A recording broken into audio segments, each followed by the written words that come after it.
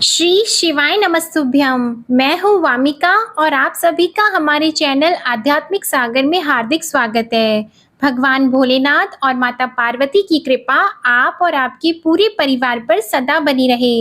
आज आप सुनेंगे शिव महापुराण की कथा का अध्याय 38। और अगर आपने शिव महापुराण की कथा के अध्याय 1 से 37 तक नहीं सुने हैं और आप सुनना चाहते हैं तो आप हमारे चैनल की प्लेलिस्ट में जाकर उन्हें भी सुन सकते हैं। तो आइए आज आप सुनिए शिव महापुराण की ये कथा, जिसमें भगवान गणेश के विवाह का वर्णन और तारकासुर के पुत्रों को ब्रह्मा जी द्वारा वरदान की प्राप्ति का वर्णन है। ब्रह्मा जी बोले, शिवा और शिव के द्वारा भगवान गणेश के विवाह के निश्चय को जानकर विश्वरूप नामक प्रजापति बहुत प्रसन्न हुए। उन विश्वरूप प्रजापति की सिद्धि बुद्धि नामक 2 कन्याएं थीं, जो सर्वांग सुंदरी एवं दिव्य रूप वाली थीं। गिरिजा एवं महेश्वर ने आनंद पूर्वक उन दोनों के साथ गणेश जी का महोत्सव पूर्वक विवाह संपन्न कराया। सभी देवता प्रसन्न होकर उस विवाह में आए।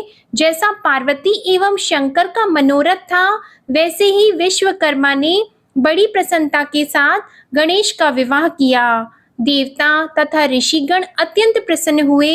हे मुने, उस समय गणेश को भी उन दोनों से अति दुर्लभ सुख प्राप्त हुआ।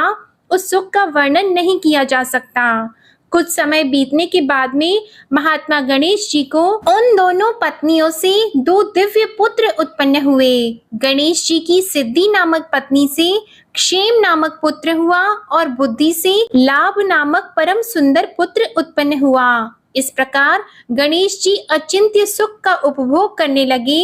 इसके बाद शिव जी के दूसरे पुत्र कार्तिकेय पृथ्वी की परिक्रमा करके वहां आ गए। उसी समय महात्मा नारद उनके घर पहुंच गए और उन्होंने कहा, हे कार्तिकेय, मैं यथार्थ कह रहा हूँ, असत्य नहीं। न छल से अथवा न मत्सर से कह रहा हूँ। तुम्हारे माता पिता शिवा और शिव ने जो कार्य किया है उसे इस लोक में कोई नहीं कर सकता। यह मैं सत्य सत्य कह रहा हूँ। उन लोगों ने पृथ्वी की परिक्रमा का बहाना बनाकर तुम्हें घर के बाहर निकालकर गणेश जी का उत्तम तथा अत्यंत शोभन विवाह कर दिया। इस समय गणेश जी का विवाह हो गया है। उन्हें विश्वरूप प्रजापति की अत्यंत मनोहर रत्न रूपा 2 कन्याएं स्त्री के रूप में प्राप्त हुई हैं। उन दोनों पत्नियों से उन्होंने 2 पुत्र भी उत्पन्न किए हैं। सिद्धि से क्षेम तथा बुद्धि से लाभ नामक सर्व सुख प्रद पुत्र प्राप्त किए हैं। इस प्रकार वे गणेश सुख का उपभोग कर रहे हैं। छल पूर्वक दी गई माता पिता की आज्ञा से तुमने समुद्र वन सहित पृथ्वी की परिक्रमा कर डाली। हे तात, उसका यह फल तुम्हें प्राप्त हुआ। हे तात, तुम्हारे माता पिता ने जो छल किया है उस पर तुम विचार करो। जब अपने स्वामी ऐसा कर सकते हैं तो दूसरा क्या नहीं कर सकता। तुम्हारे उन पिता माता ने यह अनुचित कार्य किया है, तुम इस पर विचार करो। मेरे विचार से तो यह मत ठीक नहीं है। यदि माता ही विष दे और पिता बेच दे और राजा सर्वस्व हर ले तो फिर किससे क्या कहा जा सकता है। हे तात, जिस किसी ने भी इस प्रकार का अनर्थकारी कार्य किया हो, उसका मुख शांति की इच्छा रखने वाले बुद्धिमान पुरुष को नहीं देखना चाहिए। यह नीति श्रुतियों, स्मृतियों तथा शास्त्रों में सर्वत्र कही गई है। मैंने उसे तुम्हें कह दिया, अब तुम जैसा चाहो वैसा करो। ब्रह्मा जी बोले, हे नारद, महेश्वर के मन की गति जानने वाले आपने उन कुमार से इस प्रकार का वचन कहकर मौन धारण कर लिया। तब कुमार स्कंद भी माता पिता को प्रणाम कर क्रोध अग्नि से जलते हुए शिवा शिव के मना करने पर भी क्रौच पर्वत पर चले गए। माता पिता ने कहा, हे कार्तिकेय, मना करने पर भी इस समय तुम क्यों जा रहे हो? किंतु इस प्रकार रोके जाने पर नहीं, ऐसा कहकर वे कुमार चलने लगे और बोले, हे तात, मैं अब यहाँ क्षण मात्र भी नहीं रह सकता, क्योंकि आपने मुझ पर प्रीति न कर ऐसा कपट किया है। इस प्रकार कहकर हे मुने, दर्शन मात्र से ही सबका पाप हरने वाले कुमार कार्तिकेय वहां चले गए और तभी से आज भी वहीं पर हैं। हे देवर्षि, उसी दिन से लेकर वे शिव पुत्र कार्तिकेय कुमार ही रह गए। उनका यह नाम तीनों लोकों में प्रसिद्ध है। यह शुभदायक, सब पापों को नष्ट करने वाला, पुण्य स्वरूप तथा ब्रह्मचर्य प्रदान करने वाला है। कार्तिक पूर्णिमा के दिन भी सभी देवता, ऋषि, मुनि तथा सभी तीर्थ कुमार के दर्शन के निमित्त जाते हैं। कृतिका नक्षत्र युक्त कार्तिक पूर्णिमा तिथि में जो कुमार का दर्शन करता है, उसके पाप भस्म हो जाते हैं और उसे मनोवांछित फल की प्राप्ति होती है। स्कंद का वियोग होने पर पार्वती जी भी दुखित हुई और उन्होंने दीन होकर शिवजी से कहा, हे प्रभु, आप मेरे साथ वहां चलिए। तब उनको सुखी करने के लिए शंकर जी स्वयं अपने अंश से क्रौच पर्वत पर गए। वहां मल्लिकार्जुन नामक सुखदायक ज्योतिर्लिंग प्रतिष्ठित है। अपने भक्तों की अभिलाषा पूर्ण करने वाले तथा सज्जनों को शरण देने वाले शिव जी पार्वती जी के साथ आज भी वहां दिखाई पड़ते हैं। तब पार्वती सहित उन शिव को आया हुआ जानकर वे कुमार विरक्त होकर वहां से अन्यत्र जाने को उद्यत हो गए। तब देवताओं तथा मुनियों के बहुत प्रार्थना करने पर भी वे कार्तिकेय उस स्थान से 3 योजन दूर हटकर निवास करने लगे। हे नारद, पुत्र के स्नेह से आतुर वे दोनों शिवा और शिव कुमार के दर्शन के लिए पर्व पर वहां जाते रहते हैं। अमावस्या के दिन वहां शिव जी स्वयं जाते हैं एवं पूर्णमासी के दिन पार्वती जी निश्चित रूप से उनके स्थान पर जाती हैं। हे मुनीश्वर, आपने कार्तिकेय तथा गणेश्वर का जो जो वृतांत पूछा, मैंने वह श्रेष्ठ वृतांत आपसे वर्णित किया है। इस कथा को सुनकर बुद्धिमान मनुष्य समस्त पापों से छूट जाता है और अपनी संपूर्ण अभिलषित शुभ कामनाओं को प्राप्त कर लेता है। जो इस कथा को पढ़ता है अथवा पढ़ाता है, सुनता है अथवा सुनाता है, वह सभी मनोरथ प्राप्त कर लेता है। इसमें संदेह नहीं करना चाहिए। नारद जी बोले, हे ब्रह्मा, हमने गणेश तथा स्कंद की सत कथा से समन्वित गृहस्थ शिव जी के आनंदप्रद उत्तम चरित्र का श्रवण किया। विहार करते हुए शिवजी ने जिस प्रकार दुष्टों का वध किया, अब आप उस श्रेष्ठ एवं उत्तम चरित्र का अत्यंत प्रेम पूर्वक वर्णन कीजिए। पराक्रमशाली भगवान शंकर ने एक ही बाण से एक साथ दैत्यों के 3 पुरों को किस प्रकार जलाया, आप माया से निरंतर विहार करने वाले भगवान शंकर के इस संपूर्ण चरित्र का वर्णन कीजिए, जो देवताओं तथा ऋषियों को सुख देने वाला है। ब्रह्मा जी बोले, हे ऋषि श्रेष्ठ, पूर्व काल में व्यास जी ने महर्षि सनत कुमार से यही बात पूछी थी। तब सनत कुमार जी ने उनसे जैसा कहा था वही बात मैं आपसे कह रहा हूँ। सनत कुमार बोले, हे महाविद्वान व्यास जी, आप शंकर के उस चरित्र को सुनिए जिस प्रकार विश्व का संहार करने वाले उन शिव ने एक ही बाण से त्रिपुर को भस्म कर दिया था। हे मुनीश्वर, शिव जी के पुत्र कार्तिकेय के द्वारा तारकासुर का वध कर दिए जाने पर उसके 3 पुत्र दैत्य घोर तप करने लगे। उनमें तारकाक्ष ज्येष्ठ, विद्युन्माली मध्यम तथा कमलाक्ष कनिष्ठ था।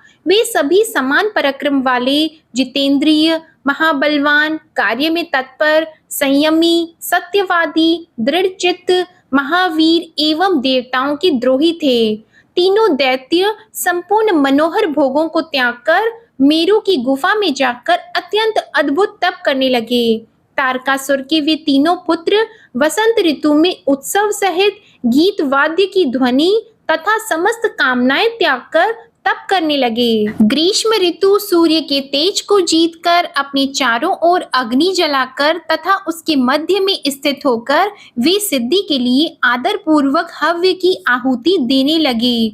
उस समय वे महान गर्मी से संतप्त होकर मूर्छित हो जाते थे और वर्षा काल में निर्भीक होकर सिर पर वृष्टि को सह लेते थे। शरद काल में उत्पन्न हुए मनोहर, स्निग्ध, स्थिर, उत्तम फल, मूल आदि पदार्थों का तथा उत्तम प्रकार के पेय पदार्थों का भूखों के लिए दान देकर स्वयं भूखे रह जाते थे। वे संयम पूर्वक भूख प्यास को जीतकर पत्थर के समान हो गए थे। वे महात्मा हेमंत ऋतु में पहाड़ों का आश्रय लेकर बड़ी धीरता के साथ स्थित होकर निराधार हो चारों दिशाओं में निवास करने लगे। तुषार से आच्छादित शरीर वाले वे सब निरंतर जल से भीगे हुए रेशमी वस्त्र धारण कर शिशिर ऋतु में जल के बीच में खड़े होकर विषाद रहित होकर क्रमशः अपने तप को बढ़ाने लगे। इस प्रकार ब्रह्मा जी को उद्देश्य करके उस तारकासुर के वे तीनों श्रेष्ठ पुत्र तप कर रहे थे। वे श्रेष्ठ दानव परम नियम में स्थित रहकर कठोर तप करके तपस्या के द्वारा अपने शरीर को सुखाने लगे। 100 वर्ष तक एक पैर के सहारे पृथ्वी पर खड़े होकर उन अति बलवान दैत्यों ने तप किया। वे दारुण तथा दुरात्मा दैत्य 1000 वर्ष पर्यंत वायु का भक्षण कर महान कष्ट से युक्त होकर तप करते रहे। वे 1000 वर्ष तक पृथ्वी पर सिर के बल खड़े रहे और 100 वर्ष तक दोनों भुजाओं को ऊपर उठाकर खड़े रहे। इस प्रकार दुराग्रह में तत्पर होकर उन्होंने बहुत क्लेश प्राप्त किया। वे दैत्य आलस्य को छोड़कर दिन रात तप करने लगे। हे महामुनि, इस प्रकार धर्म पूर्वक तप करते हुए तथा ब्रह्मा जी में मन लगाए हुए उन तारक पुत्रों का बहुत समय बीत गया, ऐसा मेरा विचार है। उसके बाद सुरासुर के महान गुरु तथा महायशस्वी ब्रह्मा जी उनके तप से संतुष्ट हो गए और उन्हें वर देने के लिए प्रकट हुए। उस समय सभी प्राणियों के पितामह ब्रह्मा जी मुनियों, देवगणों तथा असुरों के साथ वहां जाकर सांत्वना देते हुए उन सभी से यह वचन कहने लगे। ब्रह्मा जी बोले, हे महादैत्यों, मैं तुम लोगों के तप से प्रसन्न हो गया हूँ। मैं तुम लोगों को सब कुछ दूंगा। जो तुम लोगों का अभीष्ट वर हो उसे कहो। हे देव शत्रुओं, मैं सबकी तपस्या का फलदाता और सर्वदा सबका रचयिता हूँ। अतः बताओ कि तुम लोगों ने अत्यंत कठिन तप किस उद्देश्य से किया है। तब सनत कुमार बोले, उनकी यह बात सुनकर उन सब ने हाथ जोड़कर पितामह को प्रणाम करके फिर धीरे धीरे अपने मन की बात कही। दैत्य बोले, हे देवेश, यदि आप प्रसन्न हैं और हमें वर देना चाहते हैं तो हमें सब प्राणियों में सभी से अवध्यत्व प्रदान कीजिए। हे जगन्नाथ, आप हमें स्थिर वर दें और हमें जरा, रोग एवं मृत्यु आदि कभी भी प्राप्त न हो। हम सभी अजर अमर हो जाएं, ऐसा हमारा विचार है। हम लोग तीनों लोकों में अन्य सभी प्राणियों को मार सकें। पर्याप्त लक्ष्मी से, उत्तम पुरों से, अन्य विपुल भोगों से, स्थानों से अथवा ऐश्वर्य से हमें क्या प्रयोजन। हे ब्रह्मा, यदि 5 ही दिनों में प्राणी मृत्यु के द्वारा ग्रसित हो जाए, यह निश्चित ही है, तब तो उसका सब कुछ व्यर्थ हो जाता है, इसमें संशय नहीं है। सनत कुमार बोले, उन तपस्वी दैत्यों की यह बात सुनकर ब्रह्मा ने गिरी पर शयन करने वाले अपने स्वामी भगवान शंकर का स्मरण करके कहा। ब्रह्मा जी बोले, हे असुरों, पूर्ण अमरत्व किसी को नहीं मिल सकता, इसलिए इस वर का आग्रह मत करो और अन्य वर मांग लो जो तुम लोगों को अच्छा लगे। हे असुरों, इस भूतल पर जहाँ भी जो कोई भी प्राणी जन्मा है वह मरेगा अवश्य।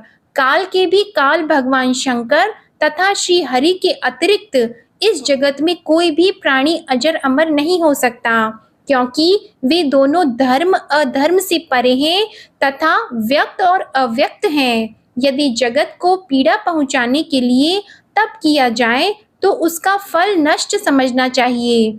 अतः उत्तम उद्देश्य के लिए किया गया तप सफल होता है। हे अनग, तुम लोग स्वयं अपनी बुद्धि से विचार करके जिस मृत्यु का अतिक्रमण दुर्लभ एवं दुसाध्य है और देवता तथा असुर भी ऐसा नहीं कर सके, ऐसी मृत्यु के अतिरिक्त अन्य वर मांगो। तुम लोग सत्व गुण का आश्रय लेकर अपने मरण का हेतुभूत कोई वर मांगो तथा उस हेतु से अपनी अपनी रक्षा का उपाय अलग अलग रूप में करो, जिससे तुम्हारी मृत्यु न हो। सनत कुमार बोले, ब्रह्मा जी का यह वचन सुनकर वे एक मुहूर्त तक ध्यान में स्थित रहे। इसके बाद विचार करके लोक पितामह ब्रह्मा से कहने लगे। दैत्य बोले, हे भगवान, हम लोग यद्यपि पराक्रमशील हैं, किंतु हमारे पास कोई ऐसा स्थान नहीं है जिसमें शत्रु प्रवेश न कर सके। और वहां हम सुख से निवास कर सकें। अतः आप ऐसे 3 नगरों का निर्माण कराकर हमें प्रदान कीजिए जो परम अद्भुत, सभी संपत्तियों से परिपूर्ण और देवताओं के लिए सर्वथा अनतिक्रमणीय हो। हे लोकेश, हे जगत गुरु, इस प्रकार हम लोग आपकी कृपा से इन तीनों पुरों में स्थित होकर इस पृथ्वी पर विचरण करेंगे। तत्पश्चात तारकाक्ष बोला, जो देवगणों से भी अभेद्य हो, इस प्रकार का मेरा सुवर्णमय पुर विश्वकर्मा बनाए। कमलाक्ष ने चांदी के अति विशाल पुर की तथा विद्युन्माली ने प्रसन्न होकर वज्र के समान लोहे के पुर की याचना की। हे ब्रह्मा, जब मध्याह्न काल में अभिजीत मुहूर्त हो, चंद्रमा पुष्य नक्षत्र पर हो और आकाश में नीले बादलों पर स्थित होकर ये तीनों पुर क्रमशः एक के ऊपर एक रहते हुए लोगों की दृष्टि से ओझल रहे, फिर जब पुष्कर और आवर्त नामक काल मेघ वर्षा कर रहे हो, उस समय 1000 वर्ष के उपरांत हम लोग परस्पर मिलेंगे और ये तीनों पुर भी उसी समय एक स्थान पर स्थित हो जाएंगे, इसमें संदेह नहीं। हम लोगों द्वारा धर्म का अतिक्रमण हो जाने पर कोई देवता जिसमें सभी देवों का निवास हो, वह संपूर्ण युद्ध सामग्री से युक्त होकर असंभव रथ पर बैठकर एक ही असंभाव्य बाण से हमारे नगरों का भेदन करे। शिवजी तो किसी से द्वेष नहीं करते, वे सदा हम लोगों के मध्य पूज्य तथा अभिवादन के योग्य हैं। तो फिर वे हम लोगों के पुरों को कैसे जला सकते हैं? वैसा कोई दूसरा पृथ्वी पर दुर्लभ है। उन दैत्यों ने अपने मन में यही विचार कर ऐसा वर मांगा। सनत कुमार बोले, हे व्यास जी, उनका यह वचन सुनकर सृष्टि करने वाले लोक पितामह ब्रह्मा ने शिवजी का स्मरण करते हुए उनसे कहा, ऐसा ही होगा। उसके बाद उन्होंने मैं को आज्ञा दी कि मैं तुम सोने, चांदी और लोहे के 3 नगरों का निर्माण कर दो। उनके समक्ष मैं को यह आज्ञा प्रदान करके ब्रह्मा जी उन तारक पुत्रों के देखते देखते अपने धाम स्वर्ग लोक को चले गए। तदंतर धैर्यशाली मैं ने बड़े प्रयत्न के साथ तारकाक्ष के लिए सोने का, कमलाक्ष के लिए चांदी का तथा विद्युन्माली के लिए लोहे का पुर बनाया और 3 प्रकार का दुर्ग भी बनाया। उन्हें क्रम से स्वर्ग में, आकाश में तथा भूलोक में जानना चाहिए। उन असुरों को तीनों पुर देकर मैंने स्वयं भी उनके हित की इच्छा से उस पुरी में प्रवेश किया। इस प्रकार तीनों पुरी को प्राप्त कर महाबली तथा पराक्रमशाली वे तारकासुर के पुत्र उनमें प्रविष्ट हुए और सभी प्रकार के सुखों का भोग करने लगे। कल्प वृक्षों से व्याप्त, हाथी घोड़ों से युक्त, नाना प्रकार की अट्टालिकाओं तथा मणियों से परिपूर्ण वे नगर सूर्य मंडल के समान दैदीप्यमान, चारों ओर मुख वाले, चंद्रमा के समान तथा पद्मा राग मणियों से जड़ित विमानों से शोभित थे। उन पुरों में कैलाश पर्वत के शिखर के समान ऊंची ऊंची मनोहर महल तथा गोपुर बने हुए थे।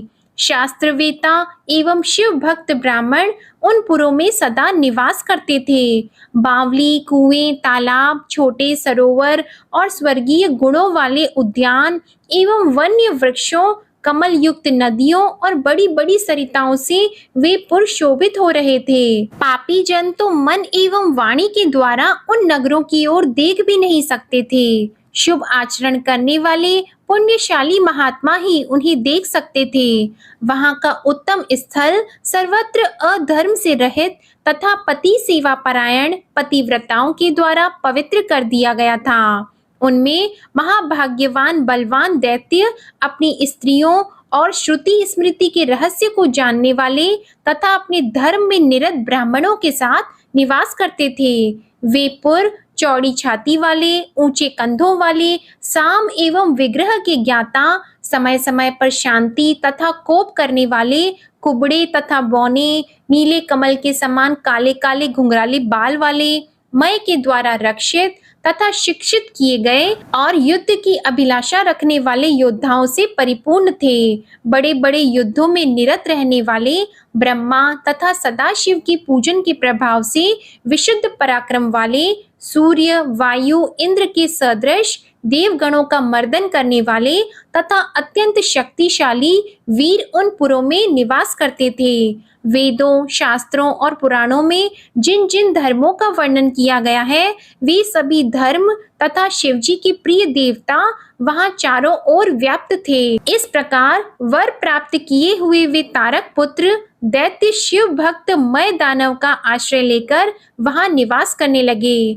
उन नगरों में प्रवेश करके वे सदा शिव भक्ति निरत होकर संपूर्ण त्रिलोकी को बाधित करके विशाल राज्य का उपभोग करने लगे। हे मुने, इस प्रकार अपनी इच्छा अनुसार सुखपूर्वक उत्तम राज्य करते हुए उन पुण्य कर्मा राक्षसों का वहां निवास करते हुए बहुत लंबा काल व्यतीत हो गया। ओम नमः शिवाय। आज की कथा समाप्त होती है। आशा करती हूँ आपको आज की कथा पसंद आई होगी। पसंद आई हो तो वीडियो को लाइक करें, शेयर करें और कमेंट में भगवान भोलेनाथ की जय लिखना मत भूलिएगा। हमारे चैनल आध्यात्मिक सागर को अगर अभी तक सब्सक्राइब नहीं किया है तो चैनल को सब्सक्राइब करके बेल आइकन भी दबाएं। धन्यवाद।